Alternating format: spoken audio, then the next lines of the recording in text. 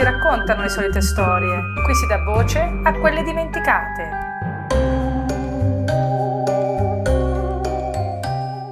Da sempre l'uomo ha sognato di fare una cosa, la più grande, la più pericolosa, creare la vita. Non aspettare che nasca, ma plasmarla con le proprie mani. Molto prima della genetica, molto prima dei robot, molto prima dell'intelligenza artificiale, esisteva già una leggenda, la storia di un essere che camminava senza essere nato, che obbediva senza comprendere, che possedeva una forza capace di distruggere qualsiasi uomo. Il suo nome era Golem. Ma se ti dicessi che questa non è soltanto una leggenda, perché dietro quel gigante di argilla si nasconde un'idea che attraversa religione, esoterismo, filosofia e persino psicologia moderna.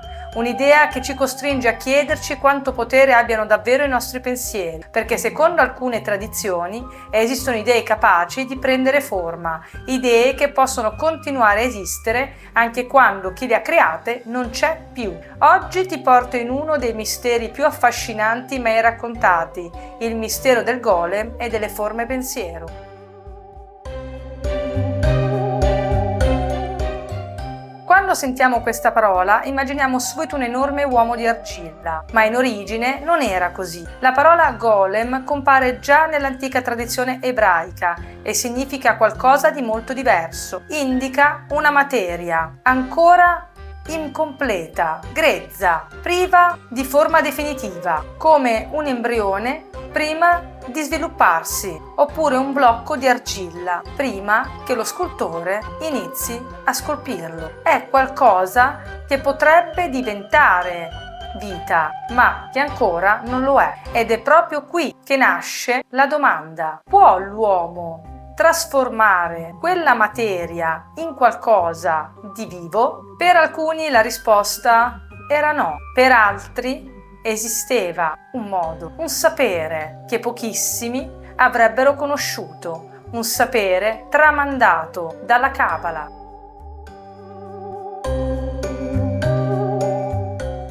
Per i cabalisti l'universo non è quello che vediamo, quello è soltanto il suo riflesso. Secondo la Cabala esisterebbero diversi livelli della realtà, mondi che si compenetrano. Ciò che accade in quello invisibile si riflette anche in quello materiale. Per questo il vero cabalista non cercava di dominare la natura, cercava di comprenderne l'architettura segreta. La Cabala descrive l'universo come un'immensa rete di energie, forze, emanazioni, simboli. Al centro di questa visione si trova l'albero della vita, non un albero reale, ma una mappa della creazione. 10 emanazioni divine, le Sefirot, collegate tra loro da 22 sentieri. Secondo questa tradizione, tutto discenderebbe da quella struttura: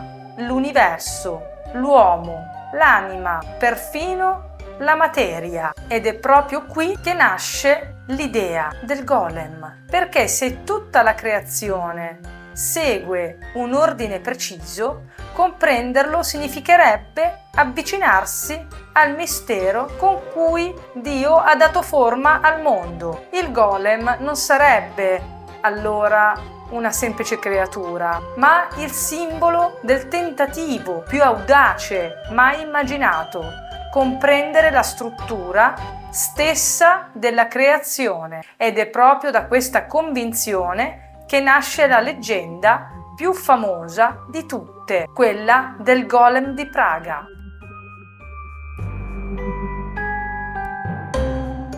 Per raccontare la leggenda più famosa del golem, dobbiamo arrivare alla fine del Cinquecento. Ci troviamo a Praga, una città avvolta dal mistero, capitale dell'imperatore Rodolfo II, un sovrano affascinato dall'alchimia, dall'astrologia, dall'ermetismo, dalle scienze occulte. Le sue corti ospitavano alchimisti, mistici, studiosi, uomini convinti che esistessero segreti, capaci di cambiare il destino dell'umanità. Ma mentre nei palazzi si cercava la pietra filosofale, nel ghetto ebraico la paura era reale. Persecuzioni, accuse, violenza. Molti ebrei vivevano nel timore di essere accusati ingiustamente e perseguitati. Fu allora che la leggenda racconta di un uomo, il rabbino Judah Loew, conosciuto come il Marahal di Praga. Non era un mago, era un grande studioso, un filosofo,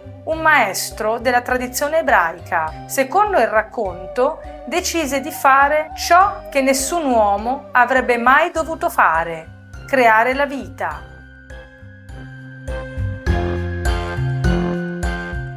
La leggenda racconta che il rabbino raggiunse le rive del fiume Moldava, raccolse l'argilla e iniziò a modellarla: braccia, gambe, volto, torace, fino a ottenere un uomo enorme, possente, silenzioso, ma era ancora soltanto terra, materia, una statua. Secondo la tradizione, insieme ad alcuni discepoli, il rabbino compì una serie di rituali, recitò preghiere, invocò i nomi sacri di Dio e infine scrisse una parola, una sola, Emet, che significa verità. In altre versioni la parola veniva inserita su un rotolo posto nella bocca del golem, in altre ancora scritta sulla sua fronte, ed è qui che accadde l'impossibile. La creatura aprì gli occhi.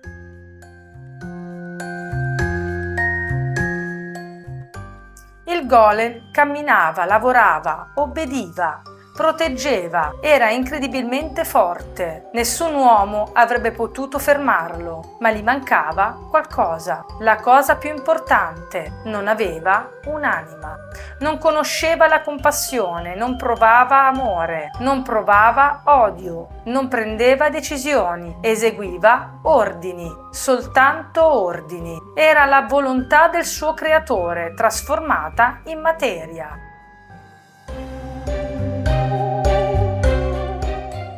Ma come accade in moltissime leggende, arrivò un giorno in cui qualcosa andò storto. Secondo alcune versioni, il rabbino dimenticò di disattivare il golem prima del sabato. Secondo altre, la creatura divenne sempre più potente, sempre più difficile da controllare. Il gigante iniziò a distruggere tutto ciò che incontrava, non perché fosse cattivo, ma perché non comprendeva. Era forza senza coscienza, potere senza saggezza. Il rabbino capì che ciò che aveva creato non poteva continuare ad esistere.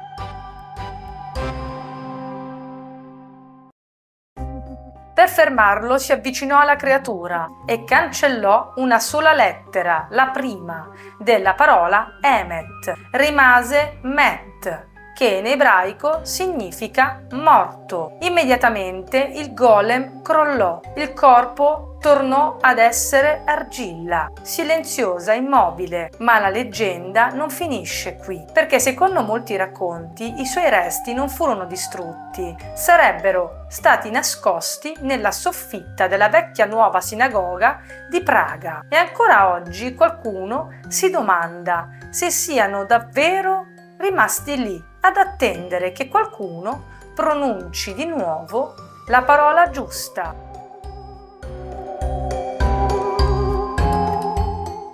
È qui che la storia cambia, perché il golem non appartiene soltanto alla tradizione ebraica. Nel corso dei secoli divenne un simbolo, un'immagine, un'idea, l'idea che l'uomo possa creare qualcosa che finisca per sfuggirgli di mano, ed è proprio qui che entra in gioco l'esoterismo. Se pensi che il golem sia un'eccezione, forse ti sorprenderà a scoprire che questa idea attraversa quasi tutta la storia dell'umanità. Cambiano i nomi, cambiano le culture, cambiano i rituali, ma la domanda rimane sempre la stessa: è possibile che la materia diventi qualcosa di più?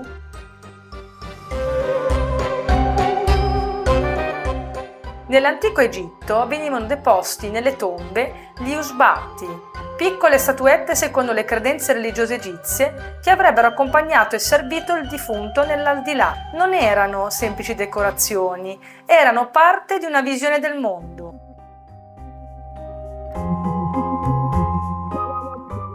Anche i greci raccontavano di statue che prendevano vita e parlavano dei colossoi, figure rituali legate al rapporto tra il mondo visibile e quello invisibile. Perfino Efesto, il dio fabbro, nelle antiche narrazioni forgiava servitori metallici capaci di muoversi.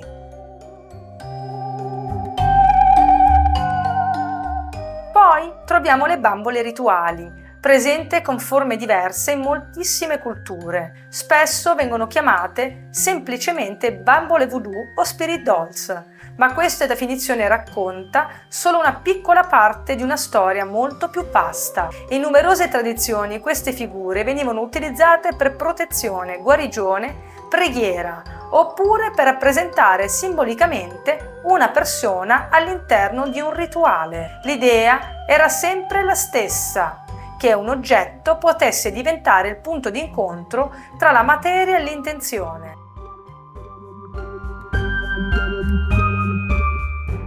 Nel Medioevo e nel Rinascimento gli alchimisti iniziarono a parlare dell'homunculus, un essere artificiale, una creatura che secondo alcune tradizioni avrebbe potuto essere generata attraverso conoscenze segrete. Che queste storie fossero simboliche, letterali o allegoriche è ancora oggi oggetto di interpretazioni, ma dimostrano quanto fosse radicata l'idea che l'uomo potesse imitare la creazione.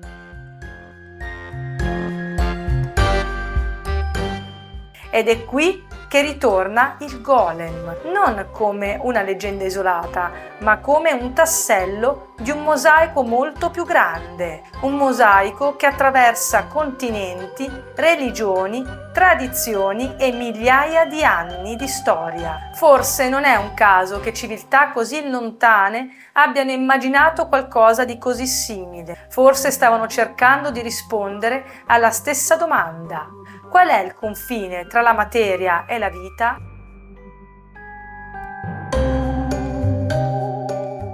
Secondo alcune correnti esoteriche, i pensieri non sarebbero semplicemente impulsi del cervello. Ogni pensiero, ogni emozione, ogni intenzione lascerebbe una traccia, una sorta di impronta. Più quell'idea viene ripetuta, più viene alimentata, più riceve attenzione, più diventerebbe forte.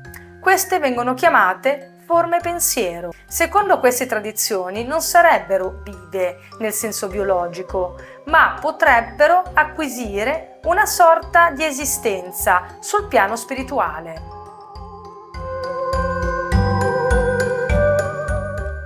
Esiste poi un concetto ancora più affascinante, quello dell'egregora. Secondo alcuni autori, un pensiero condiviso da migliaia o milioni di persone potrebbe diventare sempre più potente, come una nuvola alimentata continuamente dalle emozioni, dalle paure e dalle convinzioni. Un simbolo, un ideale, una religione, persino una nazione. Per alcuni esoteristi ogni comunità alimenterebbe la propria egregora.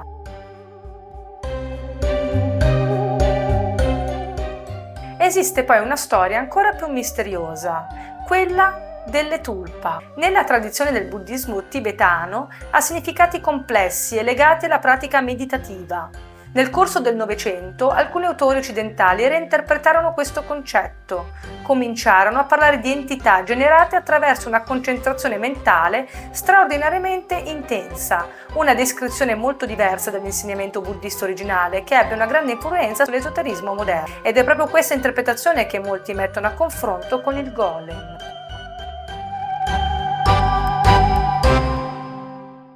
E se il golem non fosse mai stato un gigante di argilla? E se l'argilla fosse soltanto un simbolo, un modo per rappresentare la materia, ciò che è inerte, ciò che aspetta di essere animato? E se la vera forza non fosse nell'argilla, ma nella volontà del suo creatore? Molti studiosi vedono nel golem una metafora, l'immagine di un potere capace di costruire, ma anche di distruggere quando non viene più controllato. Ed è forse per questo che la sua storia continua ad affascinarci, perché non parla soltanto di magia, parla di noi.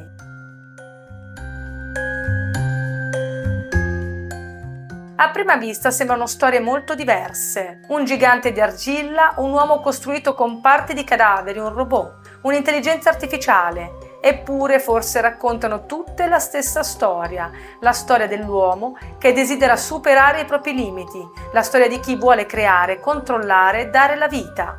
E la domanda è sempre la stessa: cosa accade quando la nostra creazione non ci appartiene più? Nel golem la forza sfugge al suo creatore, in Frankenstein la creatura viene rifiutata da chi le ha dato la vita. Oggi poniamo domande simili sull'intelligenza artificiale. Fino a che punto è giusto creare qualcosa che potrebbe un giorno superare chi l'ha creata?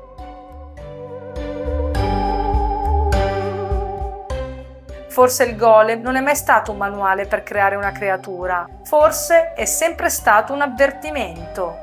Ogni volta che l'uomo crede di poter esercitare un potere assoluto, rischia di dimenticare la responsabilità che quel potere comporta. Per questo il golem non possiede un'anima, perché la forza senza coscienza può diventare pericolosa. Ed è una lezione che attraversa i secoli. Valeva per il golem, valeva per Frankenstein e forse vale ancora oggi. Questa è una domanda alla quale non esiste una risposta universalmente accettata. Per alcune tradizioni esoteriche la risposta è sì. Secondo queste correnti, pensieri, emozioni e intenzioni possono lasciare un'impronta capace di influenzare chi la alimenta. Per la psicologia invece non è necessario immaginare entità invisibili. Le idee possono cambiare profondamente il nostro comportamento, le convinzioni plasmano le nostre scelte, le paure condizionano le nostre azioni. In entrambi i casi una cosa sembra accomunare tutte le visioni: i pensieri hanno conseguenze sempre.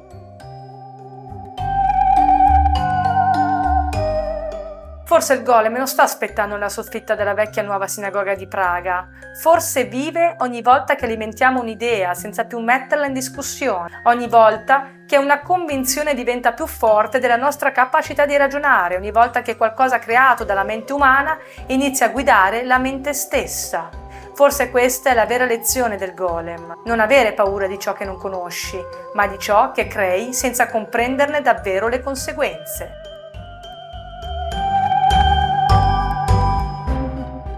Per migliaia di anni mistici, cabalisti, alchimisti, sciamani, monaci hanno tramandato la stessa idea, che il pensiero non sia soltanto qualcosa che nasce nella mente, ma una forza capace di plasmare la realtà, che ogni intenzione lasci un'impronta, che ogni simbolo custodisca un potere, che ogni parola porti con sé una creazione. Forse è proprio questo il segreto del golem, non un gigante d'argilla, ma la dimostrazione che la volontà può dare forma alla materia. E forse è per questo che ritroviamo lo stesso principio nelle bambole rituali, nell'homunculus, nelle tulpa, nelle grecole in tradizioni separate da migliaia di chilometri e da migliaia di anni. Coincidenze oppure frammenti di un sapere antico che il tempo ha trasformato in leggenda? Qualunque sia la risposta, una cosa non è mai cambiata. L'uomo ha sempre saputo che il pensiero non è qualcosa di inerte, è una forza, e ogni forza, quando viene alimentata, può crescere, può trasformarsi, può manifestarsi.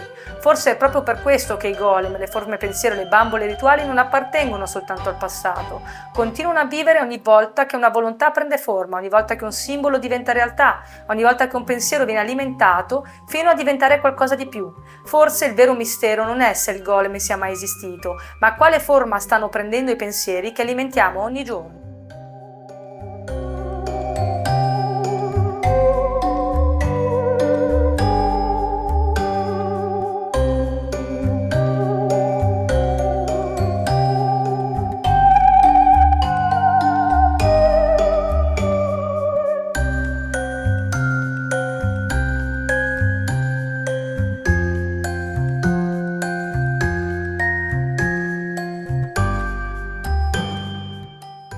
tu credi che il golem sia soltanto una leggenda oppure pensi che alcune storie riescono a sopravvivere per secoli perché custodiscono una verità che non abbiamo ancora compreso? Perché a volte le leggende non servono a raccontare il passato, servono a ricordarci chi siamo oggi.